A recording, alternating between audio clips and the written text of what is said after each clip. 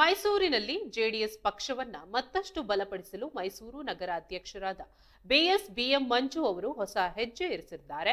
ಮೇಟಗಳ್ಳಿ ಬಡಾವಣೆಯ ಹಿರಿಯ ಮುಖಂಡರಾದ ಪಾಪಣ್ಣನವರ ನಿವಾಸಕ್ಕೆ ಭೇಟಿ ನೀಡಿದ ಅವರು ಪಕ್ಷದ ಚಟುವಟಿಕೆಗಳಲ್ಲಿ ಸಕ್ರಿಯವಾಗಿ ತೊಡಗಿಸಿಕೊಳ್ಳುವಂತೆ ಮನವಿ ಮಾಡಿದ್ದಾರೆ.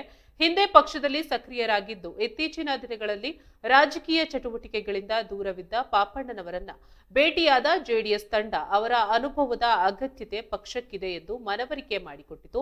ನಗರಾಧ್ಯಕ್ಷರ ಮನವಿಗೆ ಸ್ಪಂದಿಸಿದ ಪಾಪಣ್ಣ ಅವರು ಮುಂದಿನ ದಿನಗಳಲ್ಲಿ ಪಕ್ಷ ಸಂಘಟನೆಯಲ್ಲಿ ಪೂರ್ಣ ಪ್ರಮಾಣದಲ್ಲಿ ಪಾಲ್ಗೊಳ್ಳುವುದಾಗಿ ಸಂತೋಷದಿಂದ ಒಪ್ಪಿಗೆ ಸೂಚಿಸಿದ್ದಾರೆ.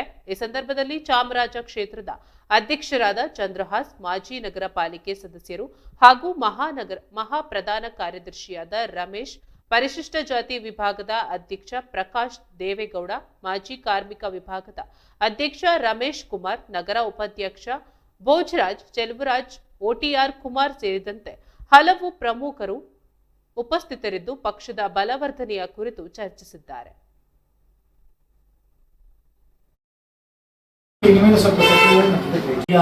ಹಿಂದೆ ನೀವು ಸಕ್ರಿಯವಾಗಿದ್ರಿ, ಈಗ ಸ್ವಲ್ಪ ಬರ್ತಿರ್ಲಿಲ್ಲ.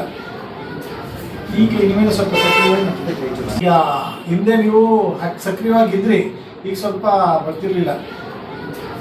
ಈಗ ಇನ್ಮೇಲೆ ಸ್ವಲ್ಪ ಹಿಂದೆ ನೀವು ಸಕ್ರಿಯವಾಗಿದ್ರಿ, ಈಗ ಸ್ವಲ್ಪ ಬರ್ತಿರ್ಲಿಲ್ಲ. ಈಗ ಇನ್ಮೇಲೆ ಸ್ವಲ್ಪ